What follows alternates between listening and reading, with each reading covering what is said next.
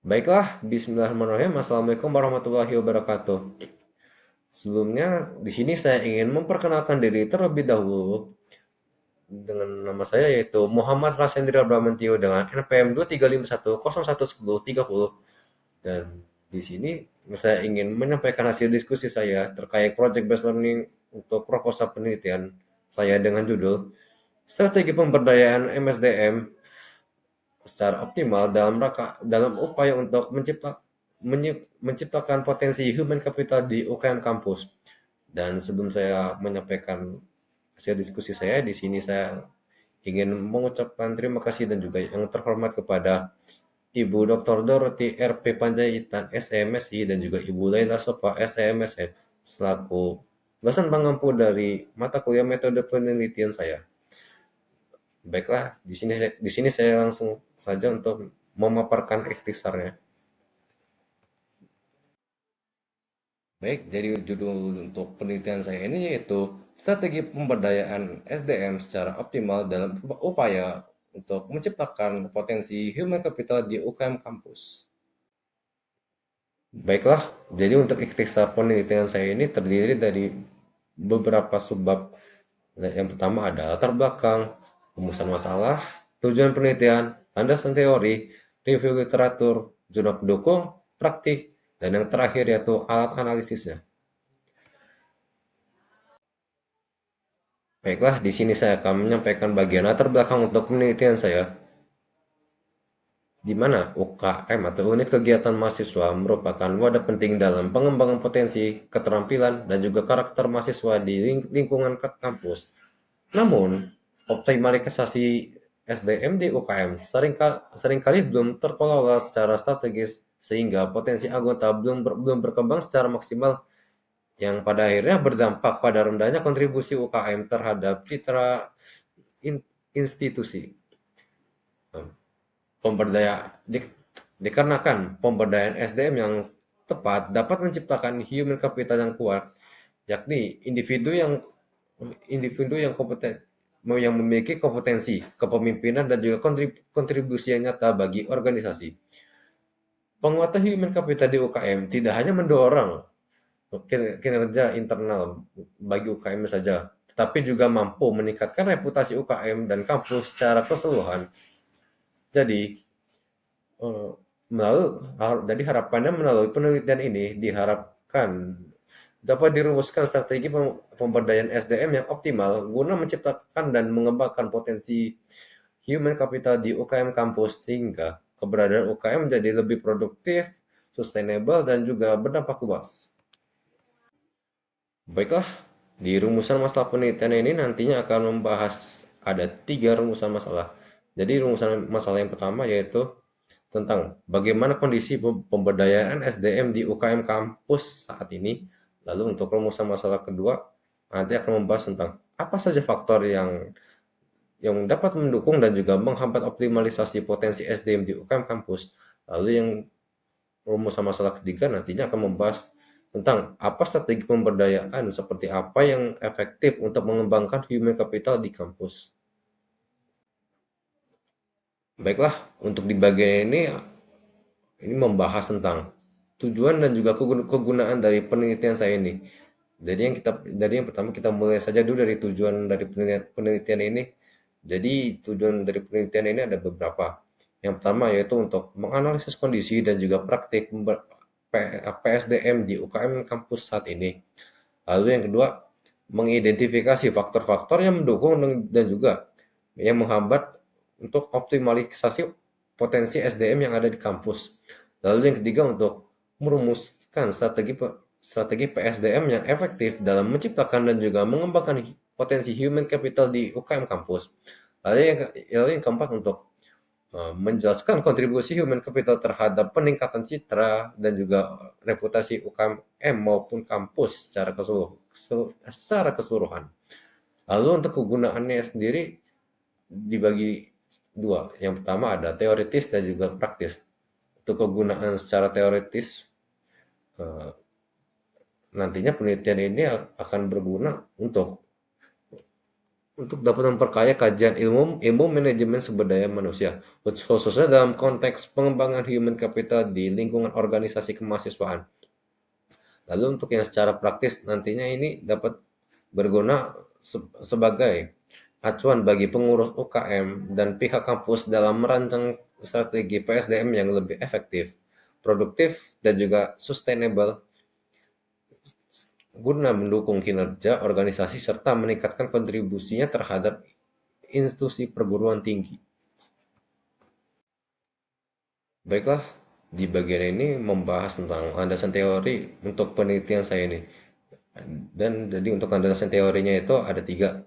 Yang pertama ada teori pemberdaya, teori PSDM eh, dari Hasibuan 2016 yang menyatakan bahwa PSDM merupakan proses peningkatan kemampuan, motivasi, dan kesempatan agar individu dapat berkembang dan berkontribusi secara optimal terhadap organisasi.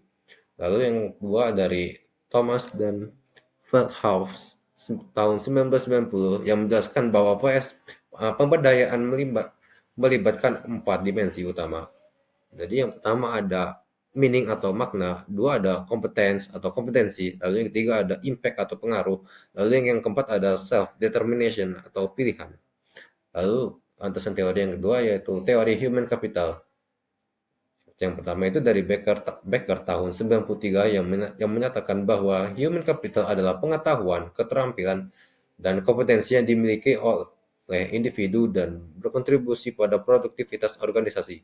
Lalu yang kedua dari Scholz tahun 1961 yang menekankan pentingnya investasi dalam pendidikan dan juga pelatihan untuk meningkatkan kualitas human capital. Lalu yang ketiga, dalam konteks UKM kampus, human capital itu dapat dikembangkan melalui pelatihan, pengalaman organisasi, dan juga transfer ilmu pengetahuan. Lalu untuk landasan teori yang ketiga yaitu teori organisasi pembelajaran dan pengembangan kapasitas. Dari yang pertama yaitu dari Peter Sainz tahun 90 dengan yang menyatakan dengan konsep learning organization menekankan pentingnya organisasi yang mampu terus belajar dan mengembangkan potensi anggotanya. Uh, Lalu yang kedua yaitu teori ini mendukung bahwa UKM harus menjadi tempat pertumbuhan pribadi dan juga kolektif melalui pembelajaran bersama dan refleksi. Baik, jadi untuk review literatur bagi penelitian saya ini terbagi menjadi tiga. Yang pertama ada strategi PSDM dan pengoptimalan human capital.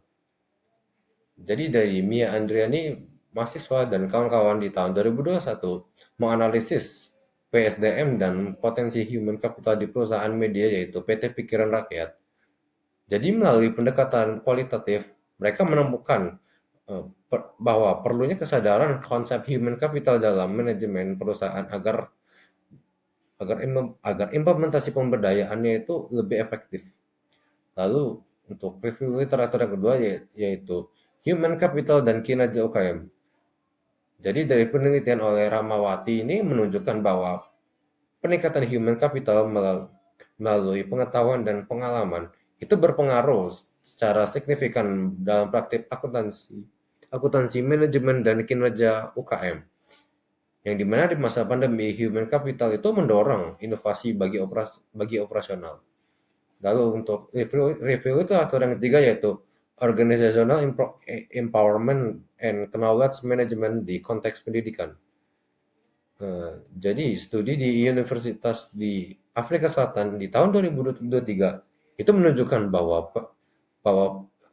pemberdayaan dalam institusi pendidikan terkait erat dengan knowledge management, job certification, and commitment and organization commitment.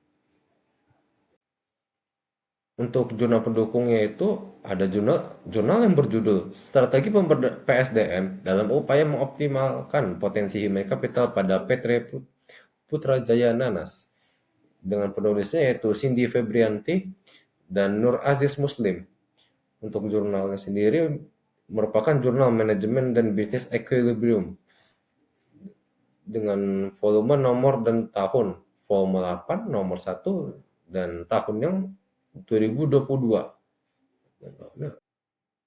Baik, jadi di laman ini membahas mengapa jurnal tersebut itu bisa relevan dengan penelitian yang akan saya lakukan. Jadi ada beberapa alasan. Yang pertama itu dikarenakan semua yang ada di jurnal tersebut ini menggunakan pendekatan kualitatif yang mencakup wawancara, observasi, dokumentasi yang cocok dengan rancangan rancangan penelitian yang akan saya gunakan. Lalu untuk yang kedua itu karena penelitian ini menekankan strategi pengembangan inovasi SDM, pemberdayaan kompetensi yang langsung yang langsung selaras dengan judul penelitian yang akan saya lakukan. Lalu yang ketiga itu dikarenakan beberapa jurnal itu fokus ke UKM dan atau sektor usaha kecil memberikan analogi kuat untuk UKM kampus. Lalu untuk yang keempat itu dikarenakan jurnal tersebut itu menunjukkan bagaimana PSDM itu membentuk human capital dan dampaknya terhadap kinerja atau citra institusi. Baik, jadi di halaman ini membahas tentang uh, implementasi praktik penelitian yang akan digunakan dalam penelitian saya. Jadi terbagi menjadi dua. Yang pertama yaitu dengan cara melakukan pendekatan fenomenologis dengan cara yang pertama yaitu dengan mewawancarai sekitar 5-10 anggota UKM kampus dari berbagai peran seperti pengurus inti, anggota baru, dan alumni. Lalu yang kedua dengan cara mendapatkan informasi dari cerita dari mereka mengenai pelatihan, pembinaan, tantangan, dan juga kontribusi mereka setelah diberdayakan. Lalu yang ketiga, dengan cara menganalisis narasi untuk menemukan tema-tema yang esensial. Lalu yang kedua itu dengan praktik uh, participatory and action research atau PRR dengan cara melibatkan anggota UKM dalam perencanaan strategi SDM. Lalu yang kedua itu dengan cara lalu yang kedua itu dengan memfasilitasi pelatihan atau kegiatan nyata sebagai bagian dari penelitian. Lalu yang tiga itu dengan cara dokumentasi proses refleksi bagi peserta dan juga dampaknya terhadap motivasi dan kapabilitas mereka. Baik, jadi di lembaran ini membahas tentang alat analisis yang akan digunakan dalam penelitian saya. Jadi untuk alat analisisnya itu ada dua. Yang pertama ada analisis tematik atau thematic analysis. Jadi untuk praktik dari thematic analysis yang akan digunakan dalam penelitian saya itu dengan cara ada 4 tahap. Yang pertama itu dengan cara mentranskrip data hasil dari wawancara atau observasi yang telah didapat. Lalu yang kedua itu melakukan open coding dalam tanda kutip itu memberi label untuk setiap ya, kutipan penting yang didapat. Lalu untuk yang ketiga itu dengan cara mengelompokkan kode menjadi tema sementara. Lalu yang keempat itu melakukan kaji ulang atau review. Lalu menetapkan tema utama yang berhubungan seperti pembinaan kepemimpinan, motivasi kontribusi, dan lain-lain yang serupa. Lalu yang kelima, atau yang terakhir itu dengan cara menghubungkan tema dengan teori human capital dan teori PSDM. Lalu yang kedua itu ada alat analisis naratif atau narrative analysis. Jadi untuk uh, implementasi praktik dalam penelitian itu ada 3 tahap. Yang pertama yaitu dengan cara menyusun cerita atau pengalaman yang telah didapat dari informan. Lalu yang kedua itu melakukan analisis setiap struktur ceritanya, mulai itu dari awal hingga muncul konflik hingga solusi dalam menyelesaikan konfliknya. Lalu untuk tahap yang ketiga itu dengan menentukan pola dalam itu merupakan cara agar informan itu bisa memaknai pemberdayaan dan juga kontribusinya terhadap UKM kampus. Baiklah, mungkin sekian penyampaian proposal penelitian dari saya. Dan bila saya ada salah kata, saya mohon maaf. Dan kepada Allah saya mohon ampun. Wabillahi taufik wal hidayah. Wassalamualaikum warahmatullahi wabarakatuh.